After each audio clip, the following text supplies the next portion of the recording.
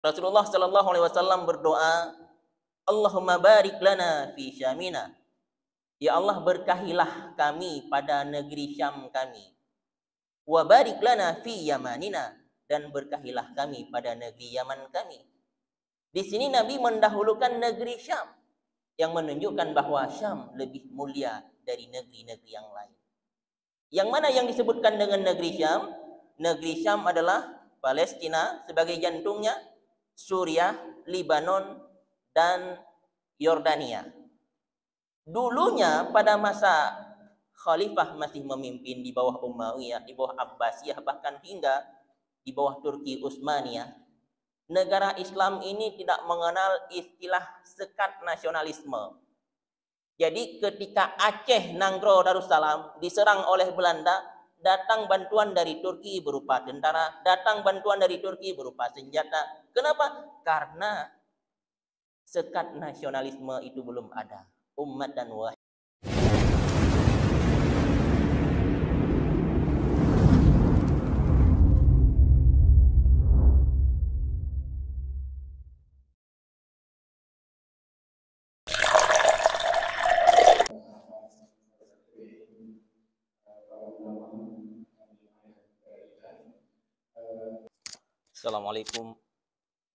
Assalamualaikum warahmatullahi wabarakatuh. Man ala Rasulillah Muhammad ibni Abdillah sallallahu alaihi wasallam wa ala alihi wa sahbihi ajma'in.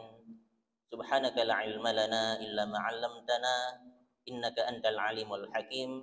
Wa rabbi shrah li sadri wa yassir li amri wahlul 'uqdatam min lisani yafqahu qawli, amma ba'du.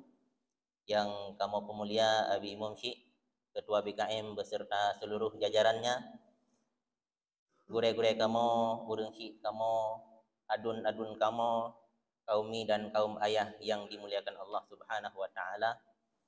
Mengingat suasana hujan antara Jedeh dan Hana Jedeh, dan alhamdulillah Jedeh, maka walaupun Jedeh insyaallah Hana tetap trip, karena mengingat mungkin lebih mudah, lebih mangat untuk tak kembali bak tempat istirahat yang masing-masing.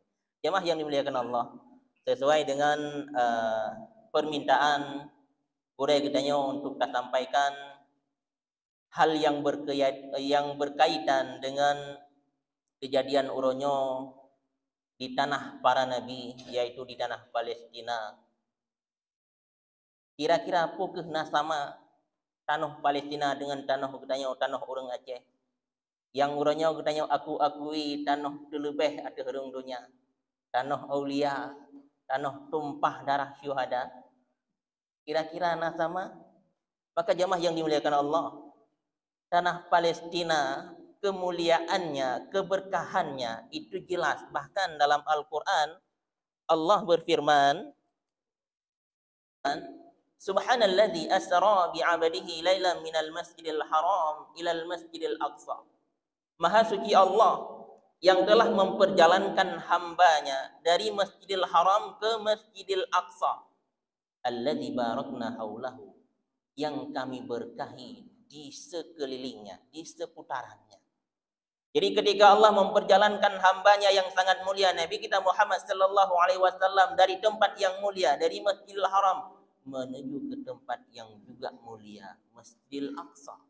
Seandainya Masjidil Aqsa tidak mulia, tidak mungkin Allah menjadikan tempat tersebut sebagai tempat transit Nabi sallallahu alaihi wasallam sebelum beliau naik ke Sidratul Muntaha untuk menerima perintah yang sangat agung, yaitu perintah salat. Menunjukkan bahwa Masjidil Aqsa yang terletak di Palestina, masjid yang sangat mulia, yang bahkan secara spesifik Rasulullah sallallahu alaihi wasallam berdoa, Allahumma barik lana fi Syamina. Ya Allah, berkahilah kami pada negeri Syam kami. Wa barik lana fi Yamanina, dan berkahilah kami pada negeri Yaman kami. Di sini Nabi mendahulukan negeri Syam, yang menunjukkan bahwa Syam lebih mulia dari negeri-negeri yang lain. Yang mana yang disebutkan dengan negeri Syam?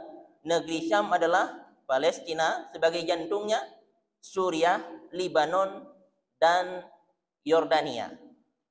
Dulunya pada masa khalifah masih memimpin di bawah Umayyah, di bawah Abbasiyah, bahkan hingga di bawah Turki Utsmaniyah, negara Islam ini tidak mengenal istilah sekat nasionalisme.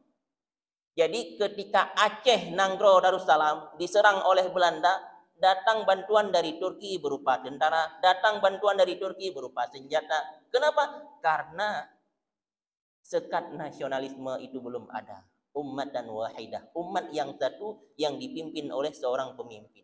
Lalu kemudian dibuatlah sekat ini untuk mudah menguasai negara-negara Islam. Maka yang tadinya negara Syam bersatu, sekarang dipisah, Palestina, Suriah, Lebanon, Yordania. Makanya ketika Palestina diserang, Suriah diam saja, Lebanon tidak bergerak, apalagi Saudi Arabia. Kenapa? Karena ada sekat nasionalisme. Menyoronyo diserang Malaysia, urang Indonesia lagi mentang urusan ken bangsa dun, ken nanggrodun. Lebih kurang gimana?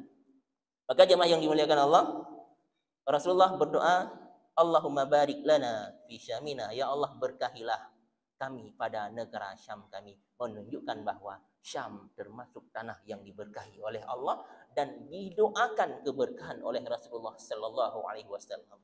Dalam hadis yang lain Rasul juga bersabda, Tuba lisyam, berbahagialah, beruntunglah orang-orang Syam.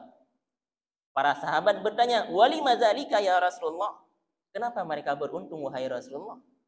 Karena di langit-langit Syam itu ada malaikat yang mengepakkan sayapnya dan berdoa kepada penduduknya.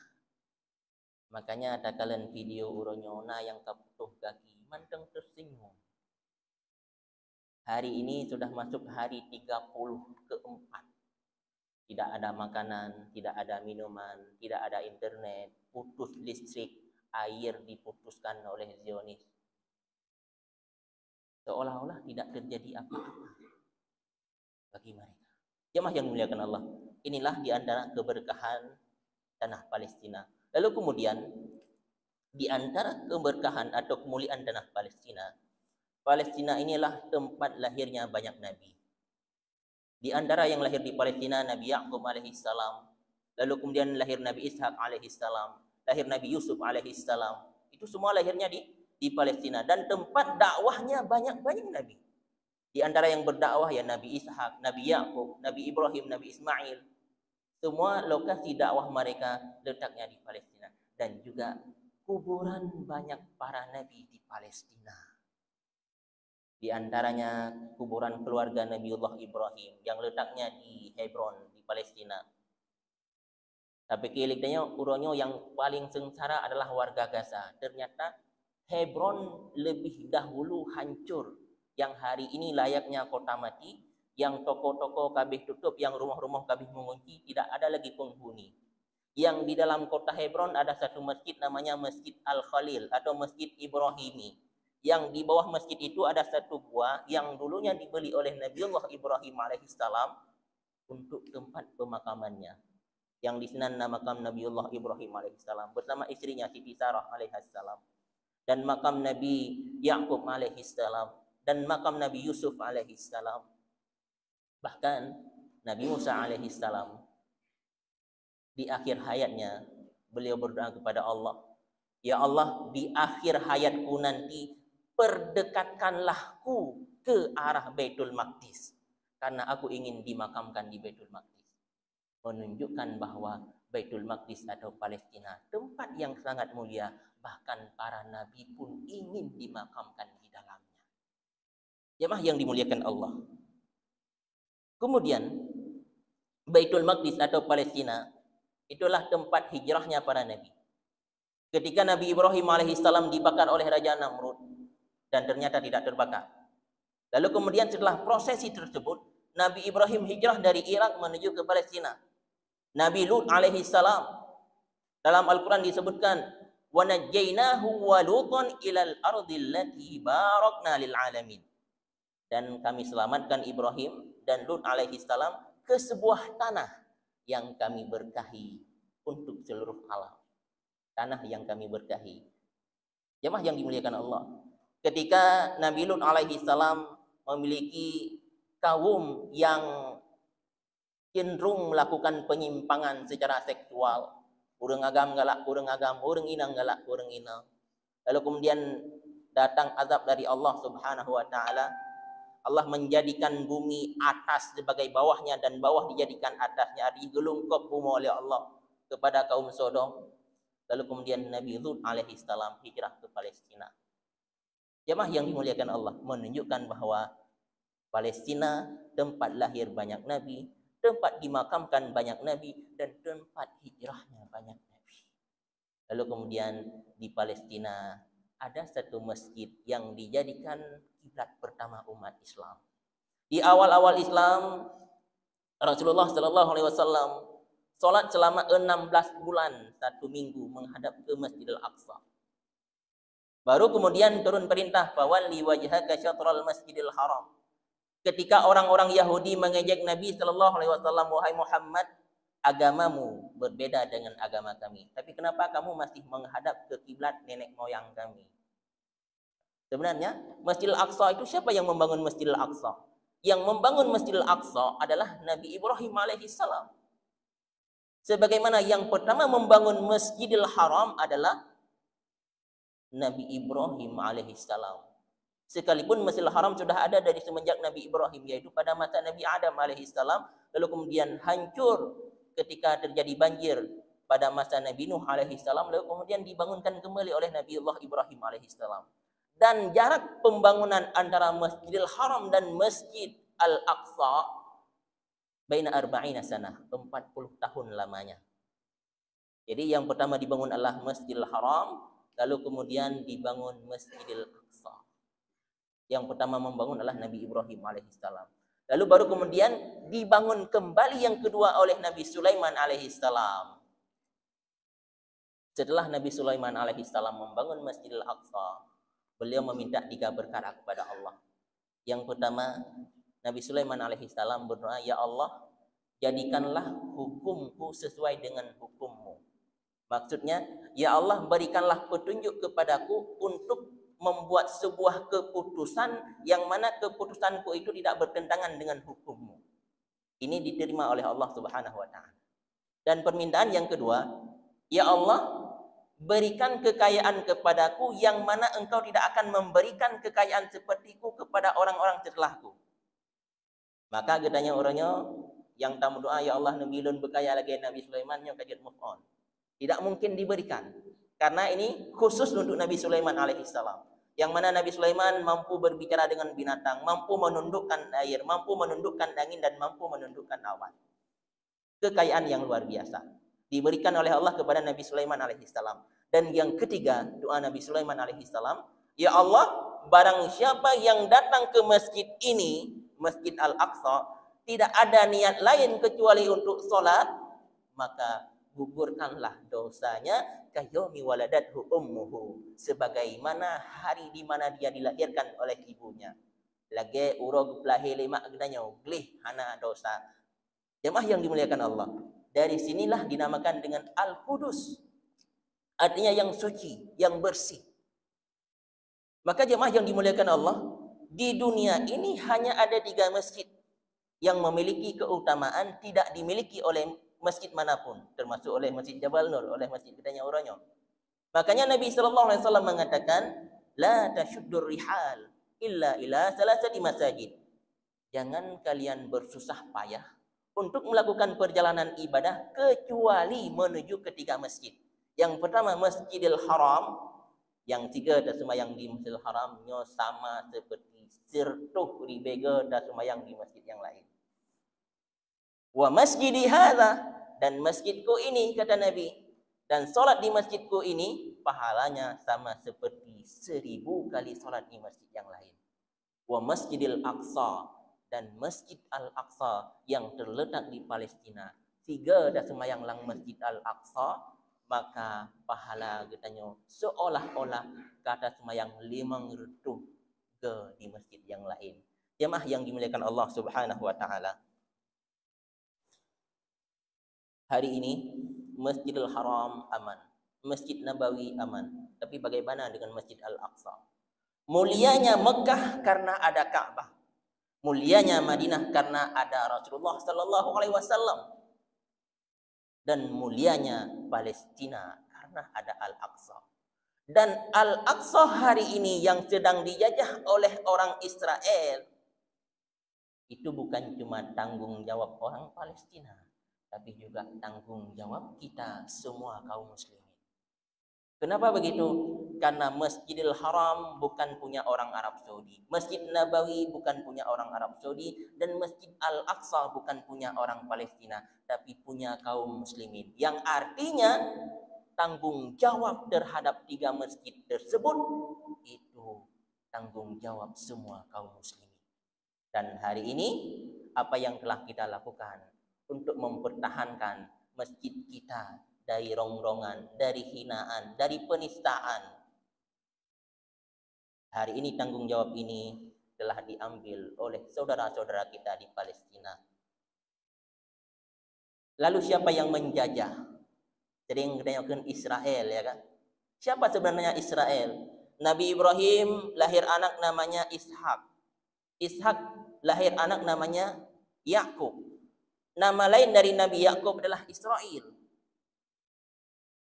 Nabi Yakub punya 12 anak, di antaranya Yusuf alaihissalam.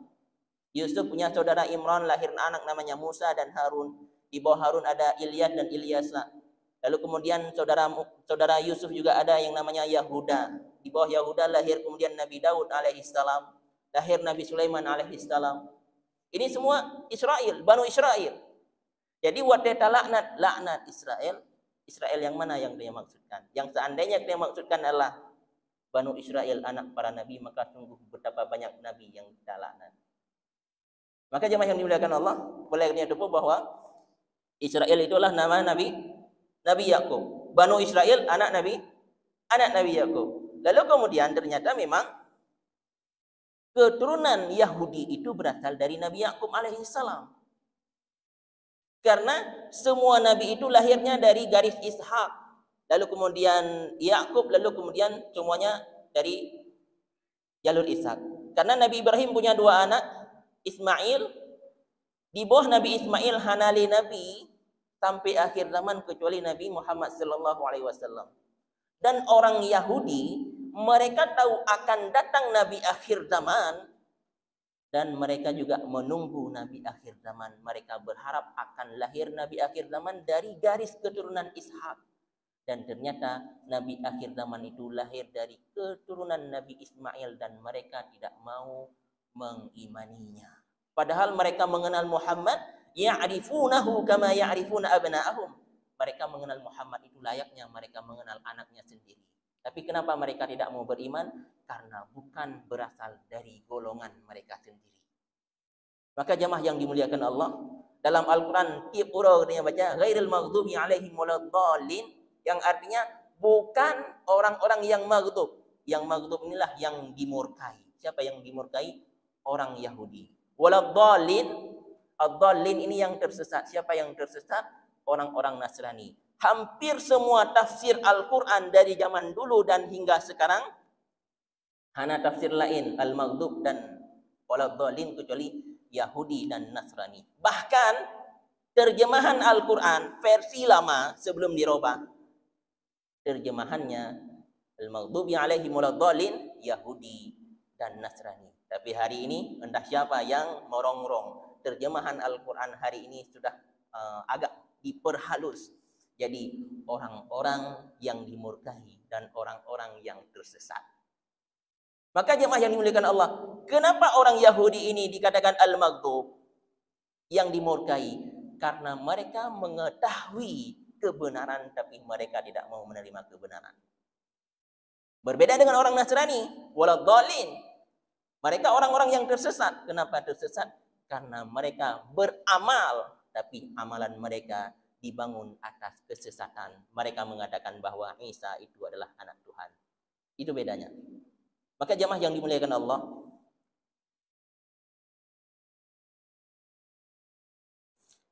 hari ini ketika kita melihat video yang tersebar di banyak media sosial, itu sangat menyedihkan hati kita. Bahkan kemarin itu setengah warga Gaza dari wilayah utara akan diungsikan ke selatan. Di utara saja, di kampung halamannya saja mereka nggak punya rumah. Umumnya separuh rumahnya sudah rusak, sudah hancur, dibombardir oleh Israel. Apalagi ketika mereka harus eksodus besar-besaran ke tempat yang juga baru saja dibombardir oleh Israel. Yang mana Gaza hari ini luasnya cuma 15% dari wilayah Palestina secara keseluruhan. Yang lebarnya 12 km, Dumna Naji'uh 12 km, dari sini ke Buluh Belang Arah. Yang panjangnya sekitar 48 km. Mungkin hanya lebih dari Enok deh Ubirun. Ini wilayah Gaza, berbeda dengan tepi barat. Jemaah yang dimuliakan Allah. Awalnya pada masa Khalifah Turki Utsmani masih berkuasa, pendiri negara Israel ini datang dengan membawa emas yang sangat banyak menghadap Sultan Abdul Hamid yang kedua. Dia mengatakan, wahai Sultan, izinkan saya untuk membeli sedikit tanah di Palestina untuk mendirikan negara untuk orang Yahudi. Maka gehun li Abdul Hamid yang kedua, tanah Palestina itu didapatkan dengan darah syuhada dan tidak akan dijual dengan emas.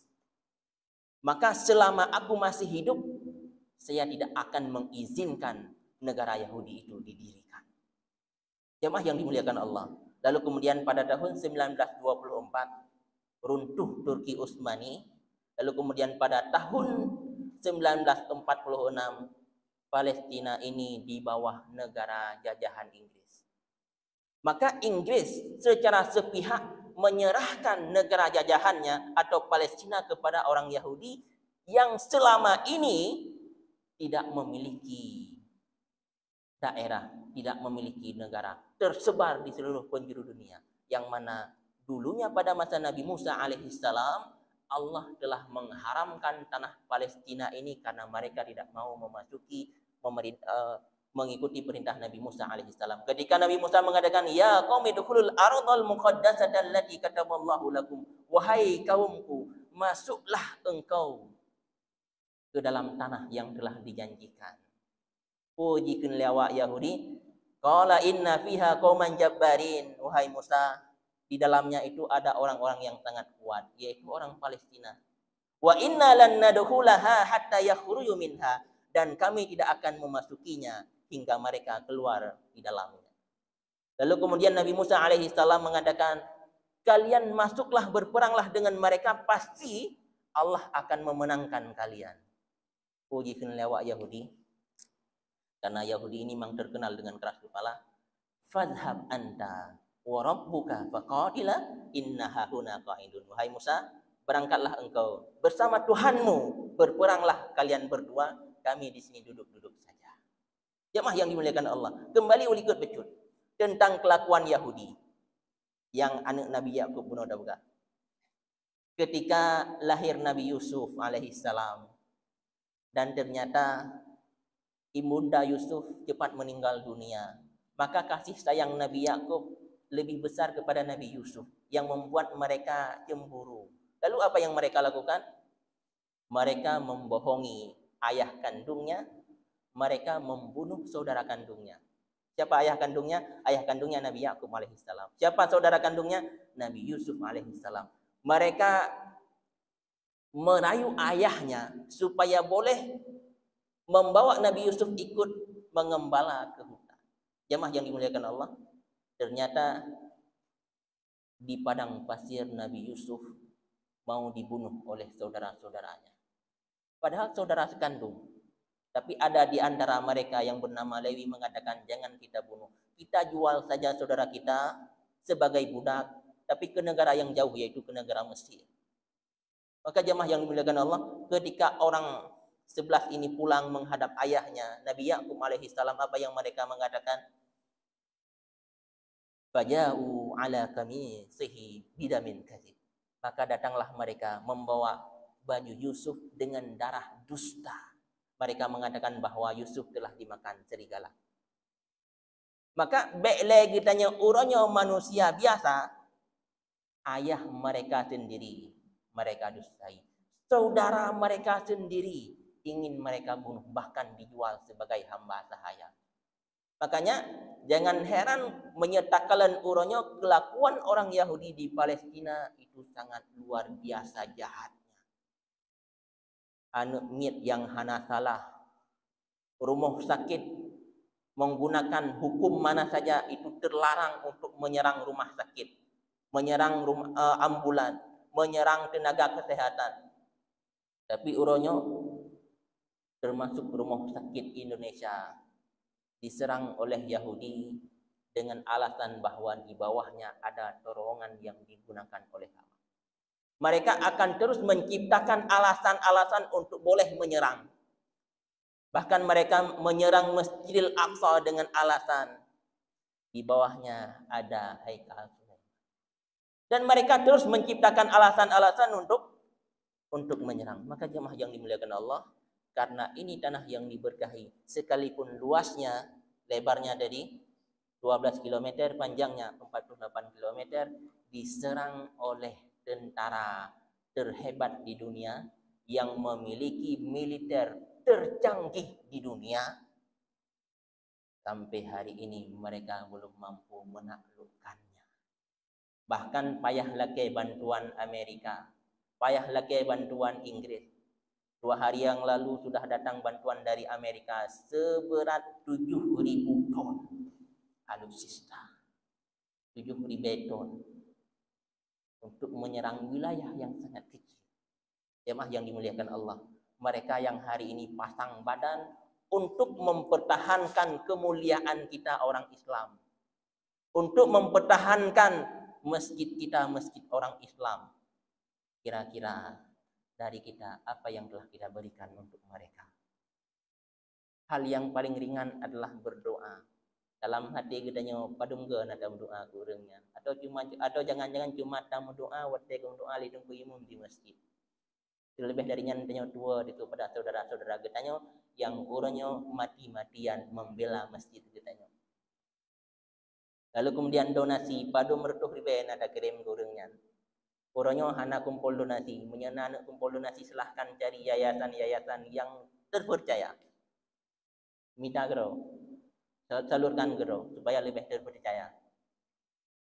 Kira-kira padum nada kirim kurangnya. Sekalipun orang Palestina tidak pernah mengemis, menyeliknya orangnya tidak menjamin bak rumah orang Palestina, maka makanan, minuman, pakaian, nyo tanggungan tuan rumah. Mesti ribu rupiah akan jadi biat penggedanya menyetiak menjamin bak orang Palestina. Nyandum mulia awaknya. Bahkan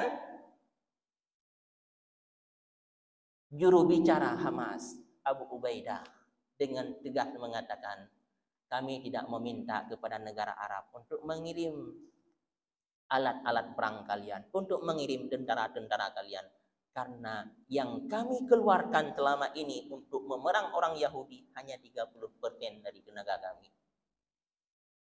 Karena peperangan orang yang terjadi di Gaza itu tidak seimbang. Karena di Gaza yang luasnya tidak seberapa tadi, nyan hana orang Yahudi di dalam Gazanya.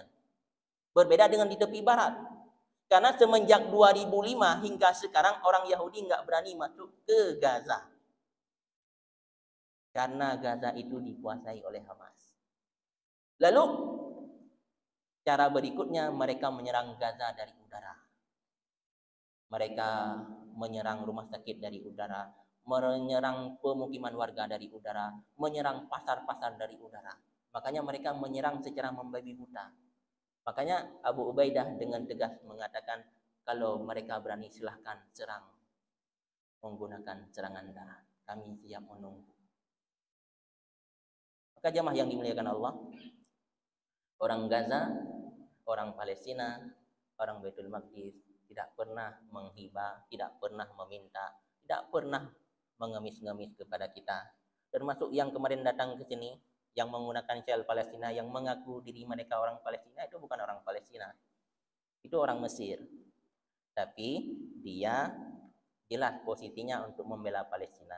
Dan kita pun hari ini itu bagaikan burung pipit yang mengambil air untuk memadam api Nabi Ibrahim alaihissalam ketika dibakar. Cicak mengejek, wahai pipit, dengan paruhmu yang kecil tidak mampu memadam api yang digunakan untuk membakar Nabi Ibrahim. Tapi apa jawab burung pipit? Paruhku ini memang tidak mampu memadam api yang digunakan Namrud untuk membakar Nabi Ibrahim. Tapi paling tidak di hadapan Allah kelak, saya punya jawaban. Saya telah melakukan apa yang saya bisa untuk memperjelas saya berada di posisi yang mana. Maka hari ini kita tidak perlu bertanya apa yang telah dilakukan Arab Saudi, apa yang telah dilakukan oleh negara-negara Arab untuk membantu Palestina. Karena bisa jadi Allah hari ini langsung menurunkan tentaranya burung ababil untuk membantu saudara-saudara di Palestina. Tapi kita khawatir ketika turun tentara ababil bukan Yahudi yang dilemparinya, tapi kita-kita ini yang masih belum jelas kita berada di pihak yang mana. Maka jamaah yang dimuliakan Allah, hari ini saudara kita merintih kekurangan obat-obatan, kekurangan makanan, kekurangan minuman, dalam posisi yang ketakutan, maka apapun yang bisa kita bantu. Termasuk 2 hari yang lalu keluar fatwa MUI nomor 82 2023. Fatwa memboikot seluruh produk Israel. Jadi waktu tajak yang tayak belanja pasar atau dimanapun, alah musabohnya pun. Itu sering terbetik dalam hati, alah musabohnya pun. Padahal boikot itu sangat berpengaruh. Nah, ingat katanya waktu di boikot sari roti, payah merengek-rengek pemilik sari roti kepada kaum muslimin. Maka seandainya kaum muslimin itu bersatu, mampu memboikot produk-produk yang jelas posisinya mendukung Israel, yang jelas keuntungannya menyumbang untuk membeli peluru yang ditembakkan kepada saudara-saudara kita yang di Palestina, maka lakukanlah. Walaupun itu kecil, tapi memperjelas posisi kita berada di pihak yang mana. Jamaah yang dimuliakan Allah, mudah-mudahan pandangan singkat ini ada manfaatnya kepada kami yang menyampaikan, dan juga mudah-mudahan ada manfaatnya kepada kaumi dan kaum ayah sekalian. Baik panjang hat hari nadu ini komentar yang dapat kamu sampaikan. Jazakumullahu khairan. Subhanakallahumma wa bihamdika asyhadu an la ilaha illa anta astaghfiruka wa atubu ilaika. Wa sallallahu ala sayyidina Muhammad wa ala alihi wa sahbihi ajma'in. Walhamdulillahi rabbil alamin. Assalamualaikum warahmatullahi wabarakatuh.